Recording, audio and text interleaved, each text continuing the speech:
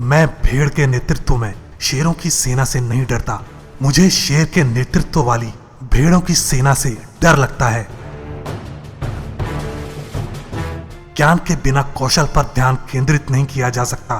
कौशल के बिना शक्ति का प्रयोग नहीं किया जा सकता और शक्ति के बिना ज्ञान का प्रयोग नहीं किया जा सकता। हम अपनी तलवार से जो कुछ भी हासिल करते हैं वह निश्चित या स्थायी नहीं हो सकता है, लेकिन दयालुता और संयम से प्राप्त प्यार निश्चित और टिकाऊ होता है।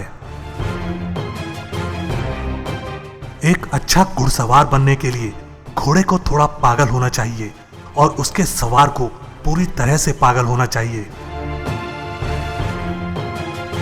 भय से मुक्त प्रत्येक क्षण मनुष्य को अमर बनाता है। मुझे संदेह नहीं है कि यदि आप लगन से इसकी तलाश करते हैं तो आप शीर्ष पर जाने का रास्ता खोज लेंगे, क्योंकि प्रकृति ने किसी भी चीज को इतना ऊंचा नहीं रखा है जो वीरता की पहुंच से बाहर हो।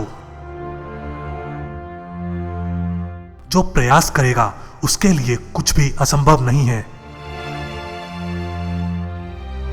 सच्चे प्यार का कभी सुखद अंत नहीं होता, क्योंकि सच्चे प्यार का कोई अंत नहीं होता। मेरे शरीर को दफना दो और कोई स्मारक मत बनाओ। मेरे हाथ बाहर रखो ताकि लोगों को पता चले कि जिसने दुनिया जीत ली, जब वह मरा तो उसके हाथ में कुछ नहीं था। अब उसके लिए एक कब्र ही काफी है, जिसके लिए पूरी दुनिया ही काफी नहीं थी।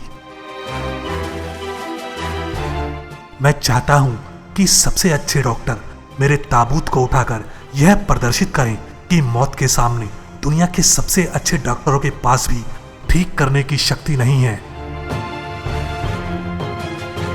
मैं चाहता हूं कि सड़क मेरे खजाने से ढकी रहे, ताकि हर कोई देख सके कि धरती पर अर्जित भौतिक संपत्ति धरती पर ही रह गई।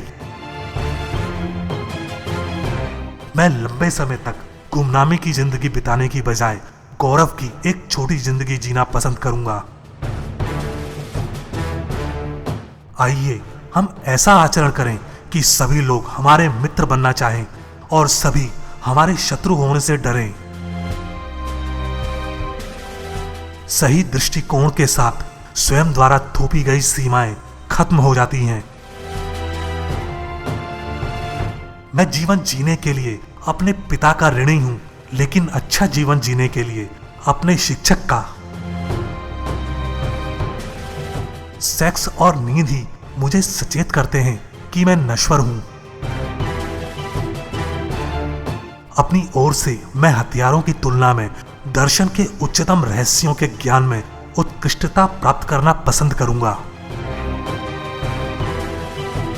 अंत में जब यह खत्म हो जाता है तो केवल यही मायने रखता है कि आपने क्या किया है। मानव जाति की हर पीढ़ी में निरंतर युद्ध, भय के साथ युद्ध होता रहा है।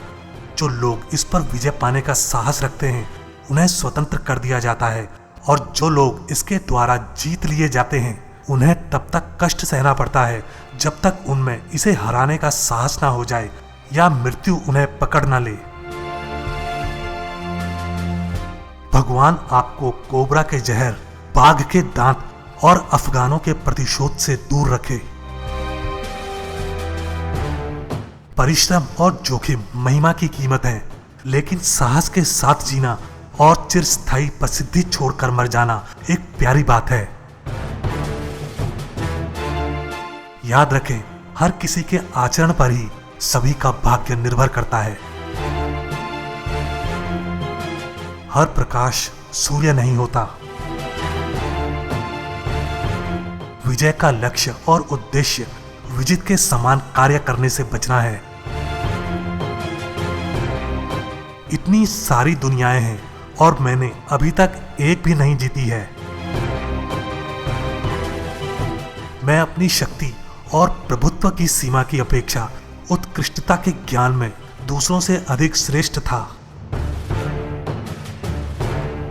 ईश्वर अफगानों से प्रेम करता होगा क्योंकि उसने उन्हें इतना सुंदर बनाया है।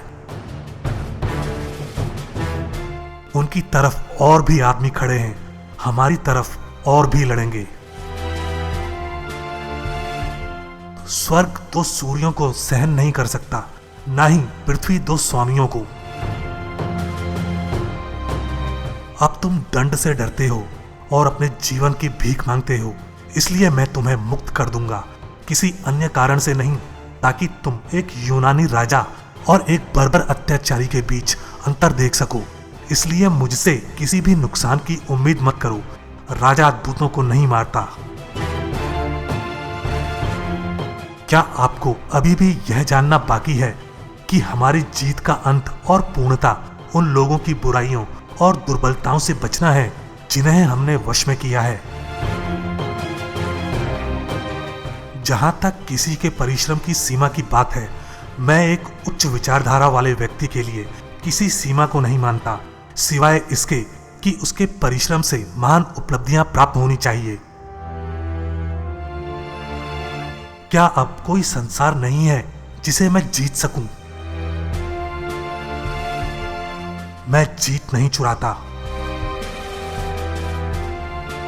मैं बहुत सारे चिकित्सकों की सहायता से मर रहा हूं। मेरे तर्कशास्त्री बहुत ही विनोदी हैं। वे जानते हैं कि यदि मेरा अभियान विफल हो गया तो वे पहले व्यक्ति हैं जिन्हें मैं मार डालूंगा।